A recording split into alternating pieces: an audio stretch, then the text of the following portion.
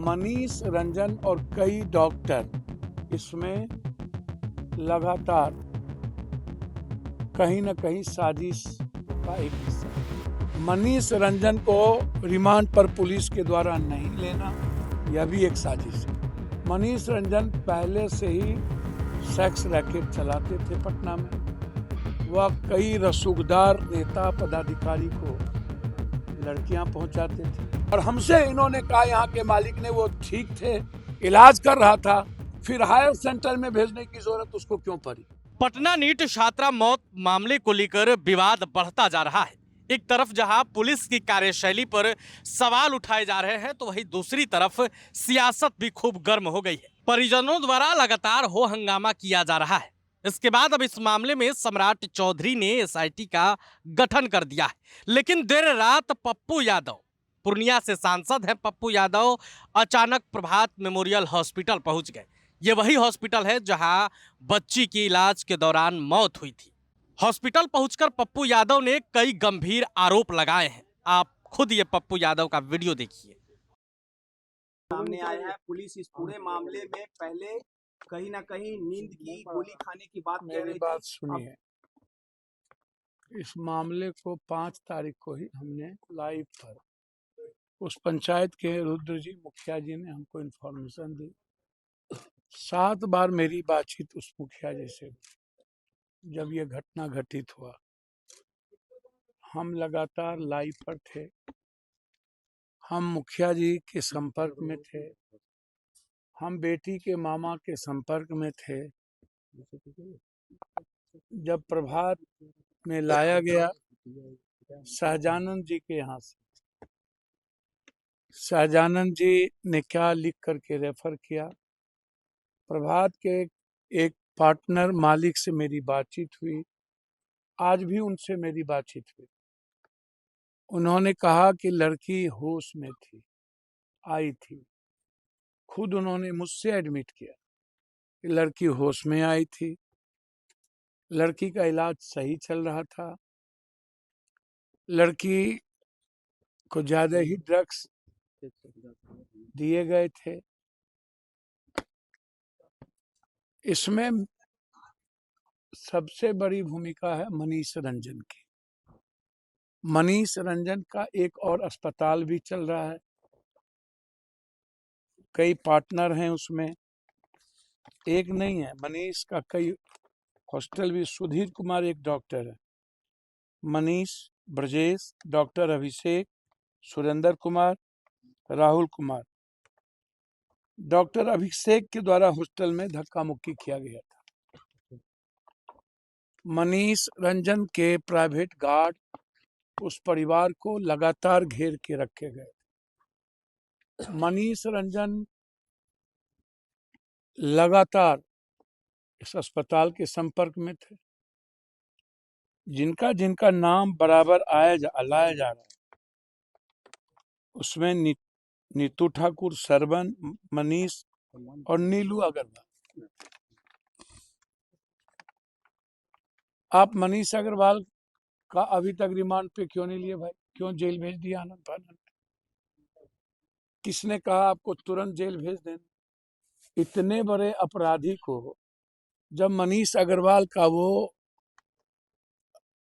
Laws भी है और आप कह रहे हैं भाड़ा पर दे दिया,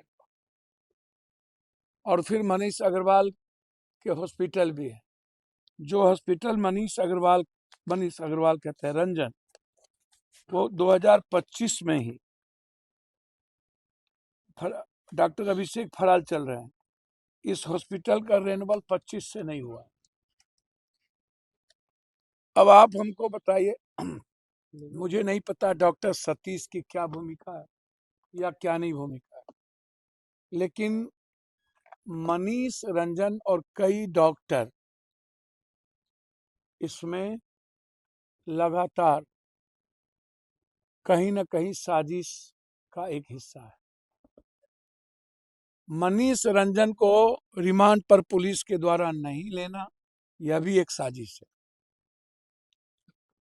मनीष रंजन पहले से ही सेक्स रैकेट चलाते थे पटना में। वह कई रसूखदार नेता पदाधिकारी को लड़कियां पहुंचाते थे। उनकी पूरी करतूत, उनका मोबाइल, उनका लोकेशन पूरी क्यों नहीं खंगाली जा रही? उनके सीसीटीवी फुटेज, वो कहाँ थे उस वक्त? लड़की पटना आई, 5 तारीख को 3 बजे वो पटना हॉस्टल में चली गई। हॉस्टल के बाद वो निकली नहीं। 9 बजे अपने माँ बाप से बातचीत की और 9 बजे से लेके 6 तारीख के बीच लड़कियों के साथ घटना घटी। मैंने कई बार कहा कि आप यदि यह कहते हैं कि लड़की ने खोजा 5 दिनों से, लड़की जब घर पे था तो खोज कब रहा था? 5 दिनों से कब खोजा? खोजा तो फिर जब कोई ड्रग्स लेता किसी दवाई दुकान पे जाके तो उसको तुरंत नींद की गोली को ऑनलाइन चढ़ा देना। वो चढ़ाया कि नहीं? लड़की गई कि नहीं? उसके नंबर होते हैं, वो भी आपने नहीं बताया। आप परिस्थिति नहीं बताए कि किस कारण से हुआ। माँ बाप से डिप्रेस में थे, परिवार में कोई दिक्कत हुई थी, गांव में कोई प्रॉब्लम था या पटना में कोई प्रॉब्लम था? कौन टॉर्चर कर रहा था और कौन ले गया? आप इसका भी अभी तक नहीं बताए। ले कौन गया? आप उस सीसीटीवी के फुटेज के बारे में भी नहीं बता रहे हैं। उसके रूम को साफ किसने किया वो भी नहीं बता रहे हैं। सहजानंद सरस्वती के यहाँ से जब सहजानंद जी क्यों नहीं लिख रहे हैं भाई? सहजानंद जी किसके दबाव में हैं? क्यों डरे हुए हैं? जब सहजानंद के यहाँ इलाज हुआ तो क्या उसने नहीं देखा कि उनके घुटने छिले हुए थे? क्या उनके प्राइवेट पार्ट पर चोट था? क्या उनके गर्दन पर चोट था? क्या नाखून नहीं था? फिर सहजानंद ने ट्रांसफर क्यों कर दिया? वो हायर सेंटर क्यों नहीं भेजे जब इतने बड़े और इतने मजबूत डॉक्टर थे और अपने को सबसे मजबूत साफ सुथरा कहते हैं? यह हॉस्पिटल में बड़े बड़े नेता आके इलाज कराते हैं, पीएमसीएच में झगड़ा करते हैं यहाँ आकर के, और इस हॉस्पिटल को प्रभात को क्लीन चिट दे देता है। एक नेता इसी हॉस्पिटल में आके इलाज कराया था और इस हॉस्पिटल को सबसे बेहतर हॉस्पिटल बताया था, और इसी हॉस्पिटल में इतना जघन्य अपराधी, इस हॉस्पिटल पर कोई क्यों नहीं बढ़ता है? क्यों कोई चर्चा नहीं करता है? क्या कारण है कि नेताओं को की चुप्पी हो गई? और जब हम उसके घर गए थे, उसके घर जाने के पहले तक कोई एक आदमी उनका गांव जाने की हिम्मत क्यों नहीं जुटाया? बड़े बड़े कैबिनेट मिनिस्टर और मंत्री जहानाबाद में थे, उसके घर क्यों नहीं गए? कोई नेता बोलने को तैयार क्यों नहीं था? हम तो शुरू दिन से कह रहे थे कि बलात्कार की परिस्थितियां हैं, घटना घटी है। उस पंचायत के मुखिया जी लगातार हमारे संपर्क में थे। इस तरह की आत्महत्या, हम मानवर एएसपी से पूछना चाहेंगे कि क्या टैबलेट किसी को मिल जाएगा, किसी गैर आदमी को नींद की 90 गोली तो ला के किसने दिया? घटना क्यों से घटी? और प्रभात हॉस्पिटल में जब बेटी की पूरी तरीके से वो सेंसेबल था और हमसे इन्होंने कहा, यहाँ के मालिक ने, वो ठीक थे, इलाज कर रहा था, फिर हायर सेंटर में भेजने की जरूरत उसको क्यों पड़ी? मैदानता फिर क्यों भेज दिया गया?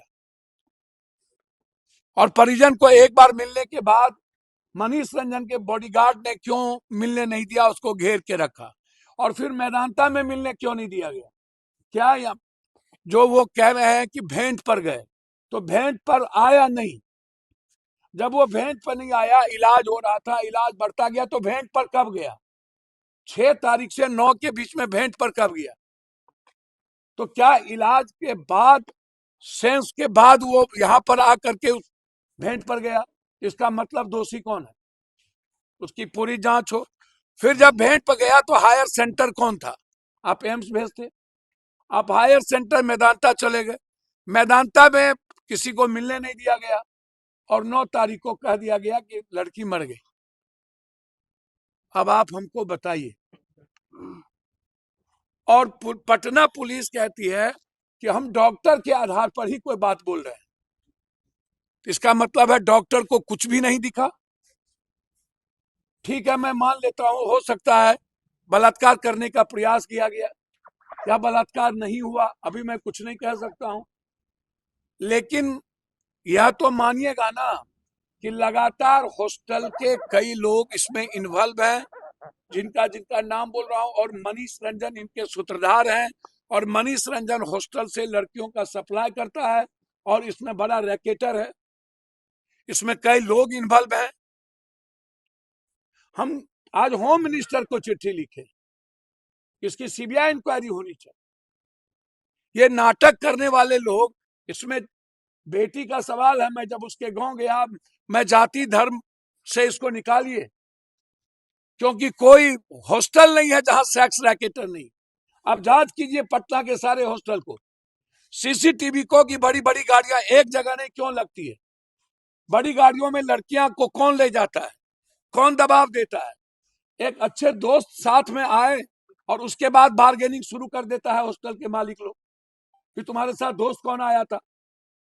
फिर जेंट्स लड़के के साथ लड़कियों को रखना, ये कौन सा भाई नया कानून बन गया। और अभी तक पटना में या अन्य जगहों पर मॉनिटरिंग क्यों नहीं होती है, इसकी निगरानी कौन करेगा।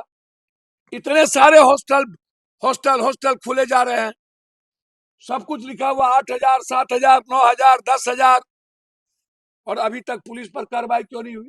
आप यहाँ पहुंचे हैं, डॉक्टर नहीं मिल रहे हैं आपको। प्रभातखबर.com, विश्वास वही, रफ्तार नहीं।